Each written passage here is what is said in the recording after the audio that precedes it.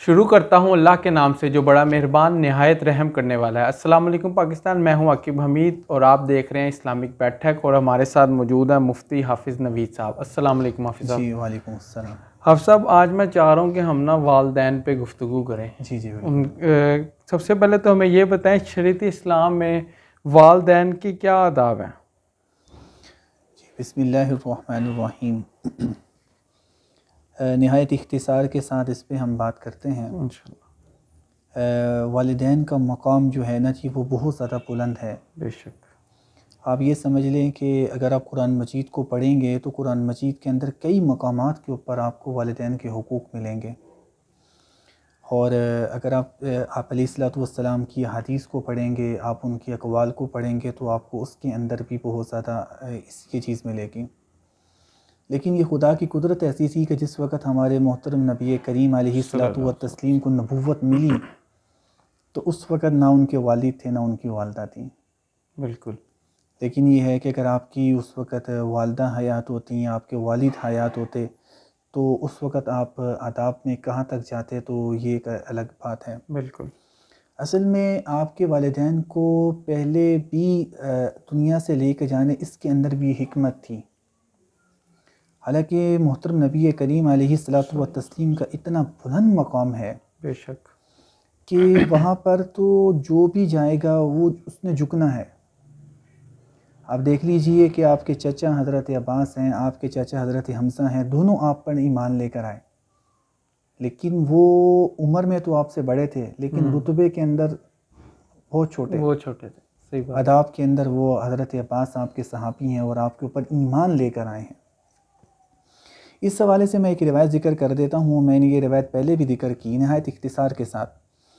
حضرت امام بخاری علیہ رحمہ نے ایک کتاب لکھی ہے الادب المفرد کے نام سے۔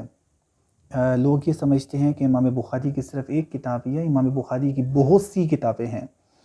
امام بخاری کی ایک کتاب کا نام صحیح بخاری ہے، امام بخاری کی ایک کتاب کا نام الادب المفرد ہے، امام بخاری کی ایک کتاب کا نام التاریخ الکبیر ہے، ایک کتاب کا نام التاریخ الصغیر ہے۔ اس طرح امام بخاری نے بہت لکھا ہے۔ صحیح۔ امام بخاری کو دنیا امیر المؤمنین فی الحدیث کہتی ہے، یعنی جو مومنین کے اندر حدیث کے اندر جتنے بھی محدث ہیں نا، ان کے یہ امیر تھے، ان کو بڑا کہا گیا ہے۔ وہ الادب المفرد کی نا پہلی حدیث انہوں نے لکھی، اس حوالے سے یہ لکھتے ہیں کہ آپ علیہ الصلوۃ والسلام سے یہ سوال ہوا کہ ای الاعمال احب الی اللہ عز وجل، کہ اللہ تعالیٰ کے ہاں پسندیدہ عمل کون سا ہے؟ ای الاعمال احب الی اللہ، سب سے زیادہ پسندیدہ۔ تو آپ علیہ السلام نے ارشاد فرمایا کہ الصلاۃ علی وقتہا، نماز کو اس کے وقت کے اوپر ادا کرنا، یہ پسندیدہ عمل ہے۔ بالکل۔ صحابی نے پوچھا پھر؟ آپ نے فرمایا بر الوالدین، والدین کی اطاعت کرنا، والدین کی خدمت کرنا۔ صحابی نے پوچھا پھر؟ آپ نے فرمایا کہ الجہاد فی سبیل اللہ، اللہ کے راستے کے اندر جہاد کرنا۔ یعنی آپ نے جہاد سے مقدم کر دیا ہے والدین کو۔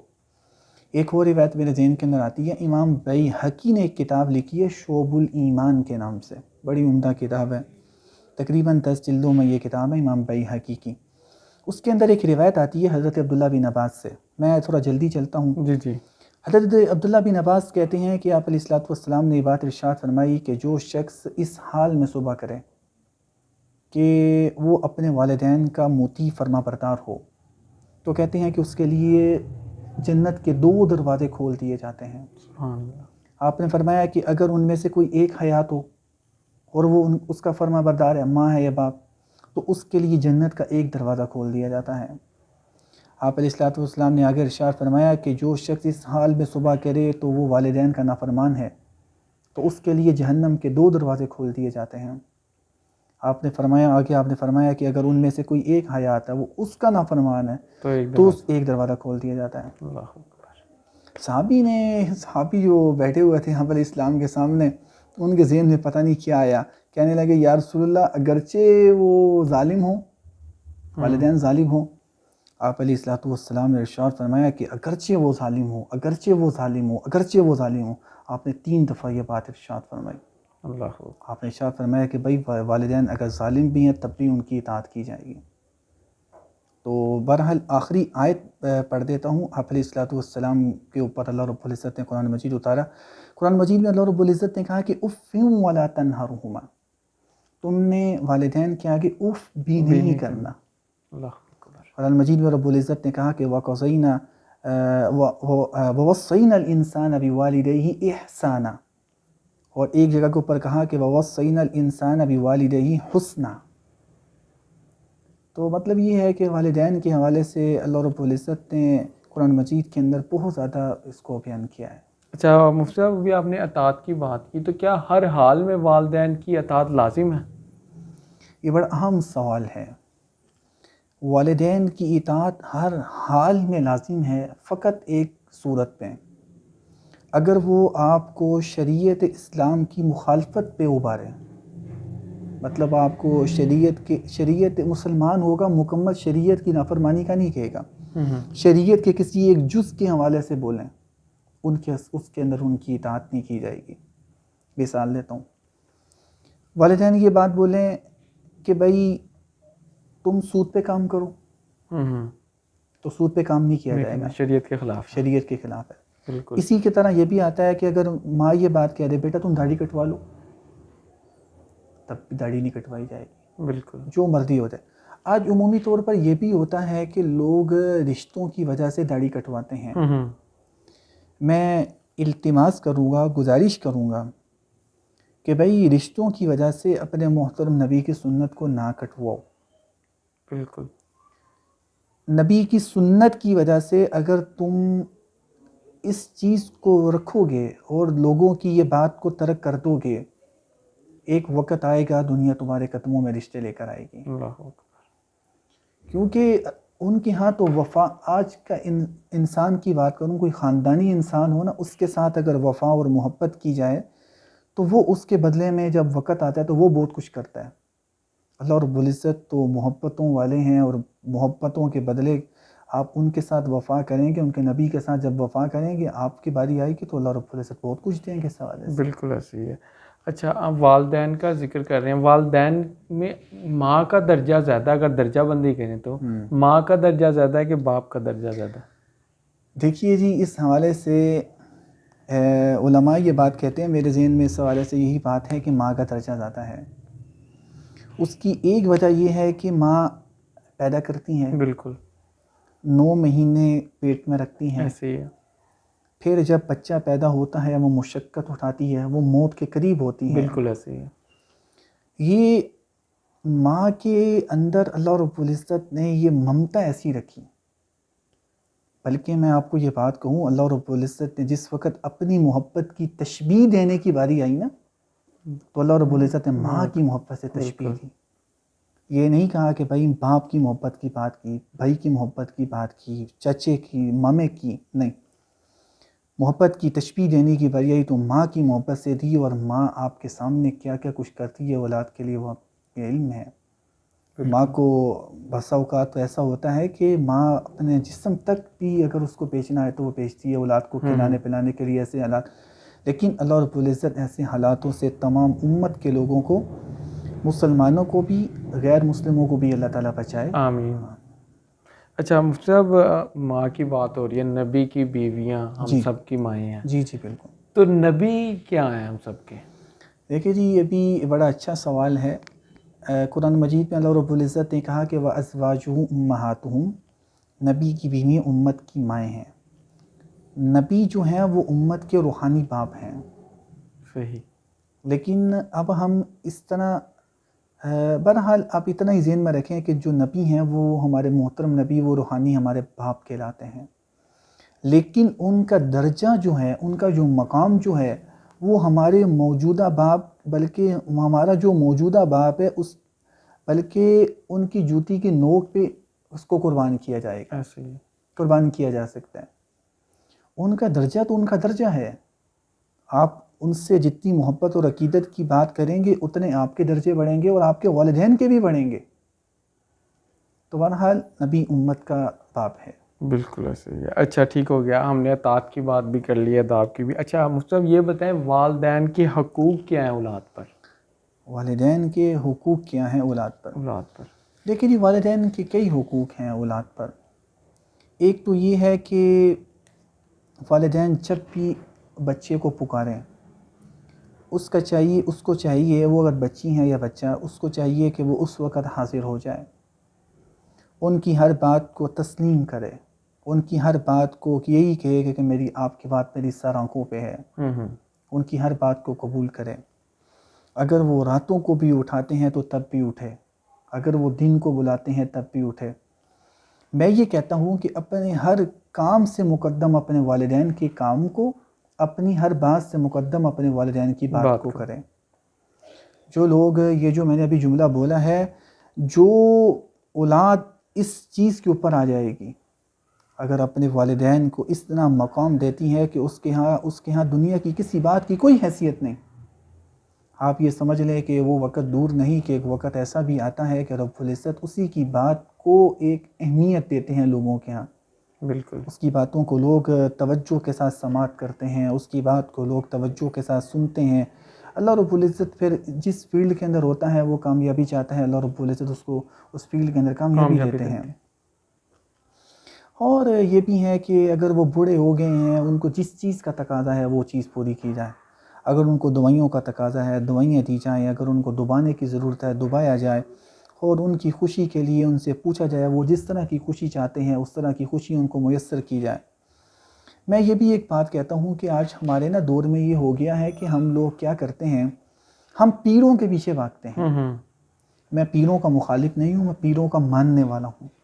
الحمدللہ ہم سید عبد القادر جیلانی رحمہ اللہ کے بھی ماننے والے ہیں، حضرت خواجہ معید الدین چشتی اجمیری رحمہ اللہ کے بھی ماننے والے ہیں، حضرت نظام الدین اولیاء کے بھی، مطلب ہم سب کے ماننے والے ہیں. لیکن میں یہ بات کہتا ہوں کہ بھائی آپ کے والد آپ کے لیے سب ہے. اگر ایک آدمی ہے اس کا کوئی کام نہیں ہو رہا، یہ میں عقلی طور پر ایک بات کہنا چاہتا ہوں، اسے چاہیے کہ وہ سب سے پہلے تو اپنے والدین کو بولے کہ میرے حق میں دعا کریں. والدین کو یہ بات بولے کہ میرے ہاتھ کے اندر اپنے ہاتھوں کو اٹھائیں. دوسرے نمبر پہ یہ ہے کہ وہ جس وقت کوئی اس کام کے لیے نکل کے جا رہا ہے تو وہ اپنی ماں کو پاؤں کو ہاتھ لگا کر، ماں کے پاؤں چوم کر بھی، اس میں کوئی ایسا مسئلہ نہیں ہے. جو لوگ، میں یہ سمجھتا ہوں جو لوگ اپنے ماں کے پاؤں چومتے ہیں، دنیا ان کے ہاتھ چومتی ہے اگر پاؤں نہ بھی چومیں. دنیا ان کے ہاتھ کم از کم چومے گی. ایک وقت یہ بھی، پھر سب سے بڑی بات یہ ہے کہ وہ کما تدین و تدان، جیسا کرو گے ویسا بنو گے، پھر ان کی اولاد ان کے پاؤں چومے گی. اگر آپ اپنے والدین کی اطاعت کرنے والے ہیں، آپ کی اولاد آپ کی اطاعت کرنے والی ہے. تو اس طرح کے حقوق ہیں.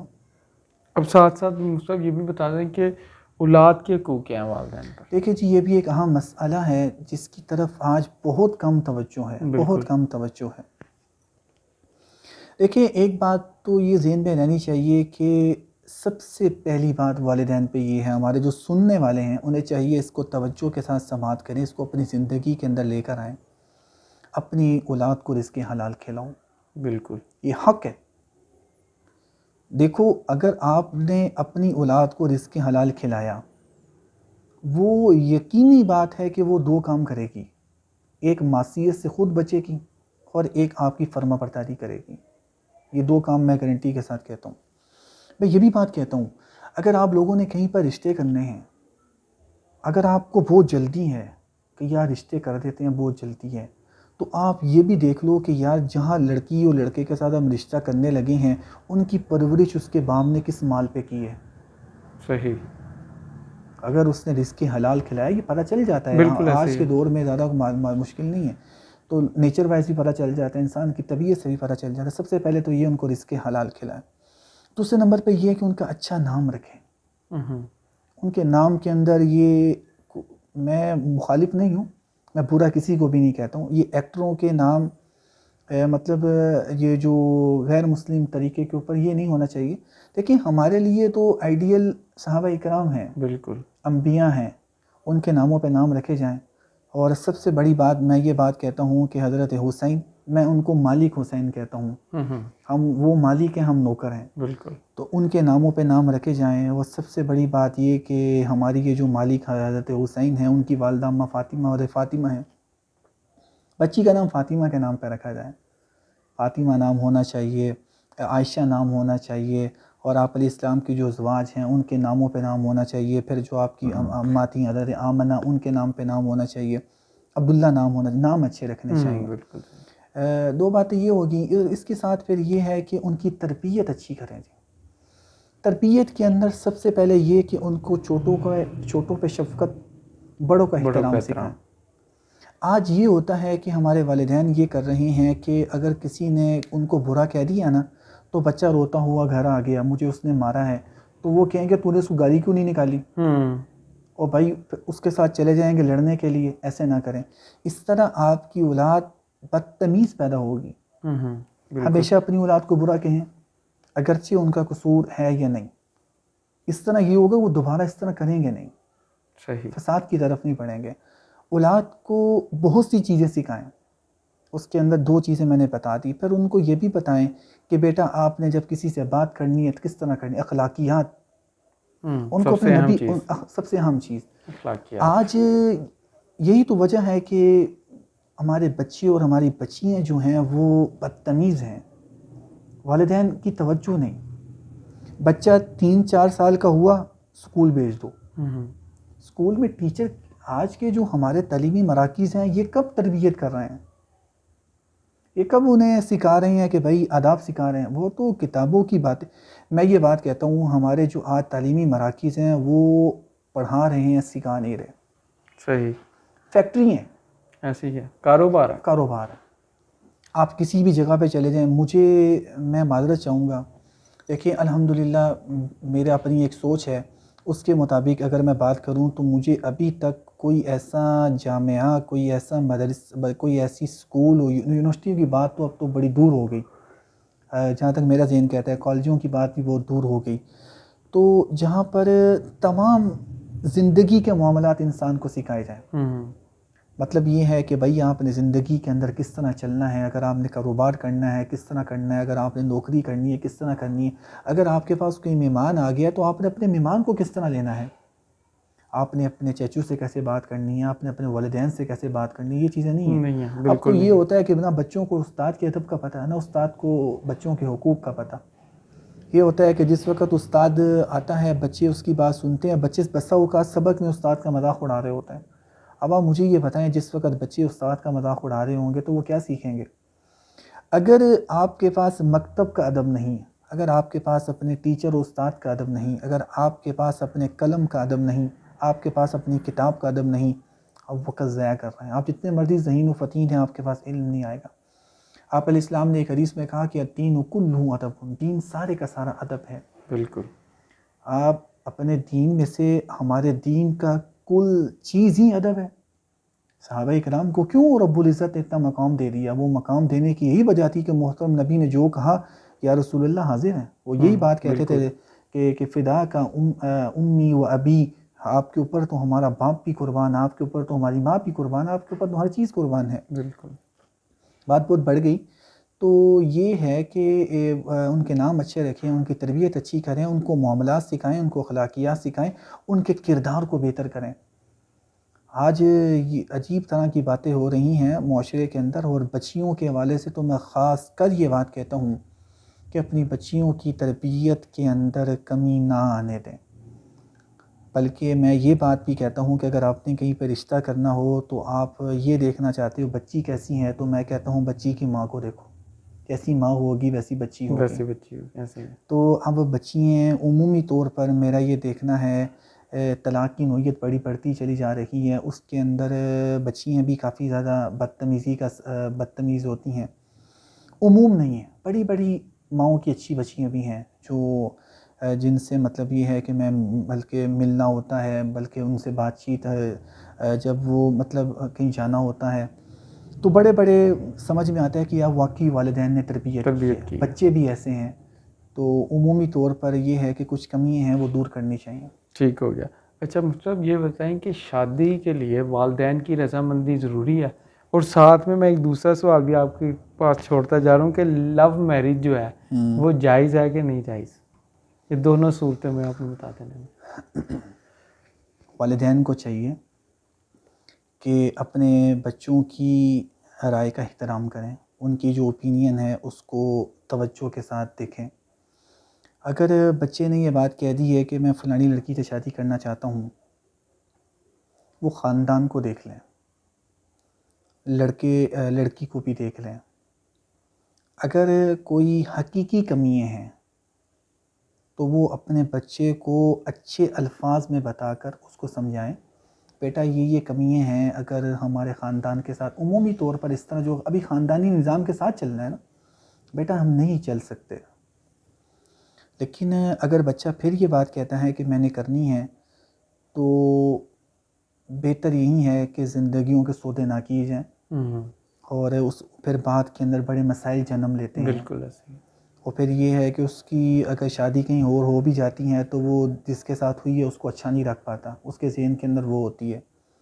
لیکن آج کے دور میں تو یہی ہے کہ بچے خود ماں باپ ہیں، وہ خود ہی اپنے فیصلے کرتے ہیں.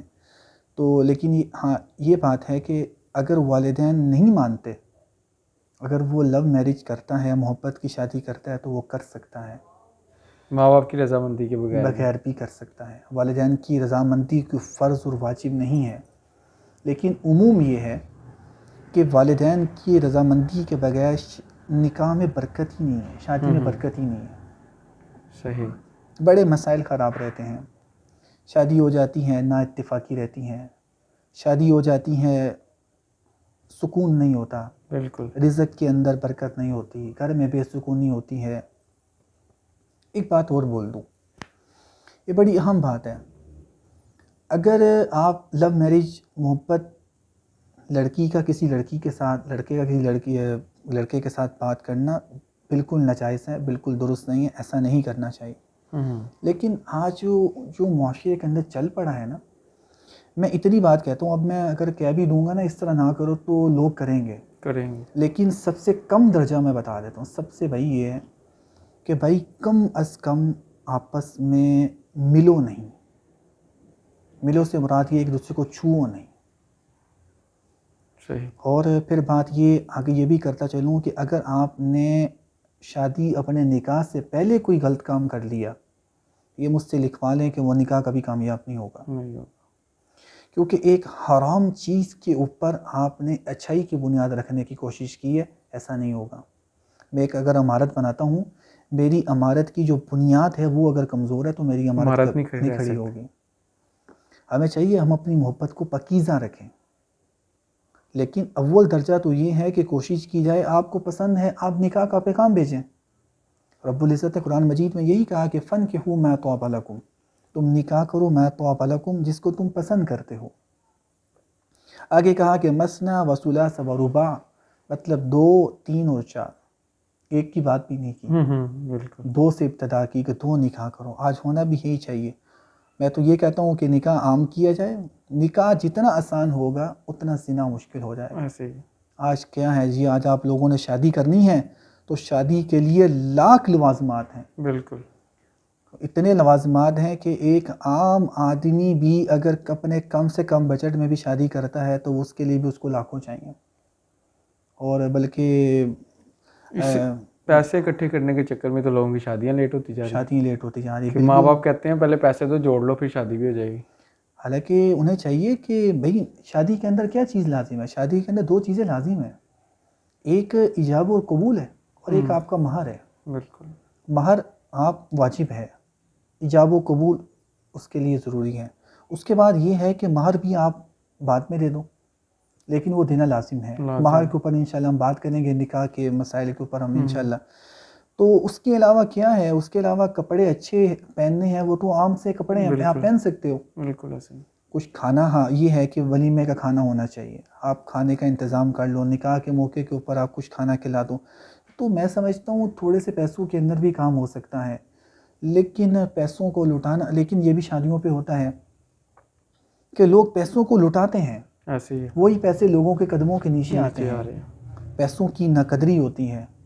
پیسوں کی آپ یہ سمجھ لو کہ پیسوں کی قدر کی جائے، اس سے انسان اپنی نعمتوں کو خریدتا ہے. بہرحال میں اپنی سوال کی طرف یہی رہتا ہوں کہ کم سے کم درجہ میں نے بتا دیا کہ بھائی چھوؤ نہیں، اس کے ساتھ غلط کام نہیں کرو، اپنی نیت کو اچھا رکھو. اپنی نیت کو اچھا رکھو گے نا، اللہ رب العزت آپ کو ایک نہ ایک وقت ایسا ضرور آئے گا آپ کو آپس میں ملا دیں گے. ٹھیک ہو گیا. اچھا مفتی صاحب یہ بتائیں کہ کچھ اولاد جو ہے وہ نافرمان ہوتی ہے, والدین غصے میں آ کر ان کو اپنی وراثت سے آگ کر دیتے ہیں, تو کیا واقعی وہ جائیداد میں حقدار ختم ہو جاتا ہے اس کا حق؟ جی یہ بھی ایک اہم سوال ہے. والدین جتنے مرضی ناراض ہو جائے, اولاد جیسی مرضی نافرمان ہو جائے, ان کے آگ کرنے سے وہ آگ نہیں ہوتا ہے. نہیں ہوتا. وہ اپنی شریعت کے اندر, مشریعت نے جو ان کا حصہ رکھا ہے وراثت میں, وہ اس میں قائم رہیں گے. ٹھیک ہو گیا, بہت شکریہ مفتی صاحب. جی تو ناظرین یہ تھی آج کی ہماری اسلامک بیٹھک. آج کا پروگرام ختم کرنے سے پہلے ایک دعا کہ جن کے والدین زندہ ہیں اللہ ان کو سلامت رکھے, اور جن کے والدین اس دنیا سے چلے گئے اللہ پاک ان کو جنت الفردوس میں جگہ عطا فرمائے. مجھے اور مفتی صاحب کو دیجیے اجازت, انشاءاللہ اگلی بیٹھک میں پھر آپ سے ملاقات ہوگی. آپ کے ذہن میں کوئی بھی سوال ہو تو آپ ہم سے سوال پوچھ سکتے ہیں. السلام علیکم ورحمۃ اللہ.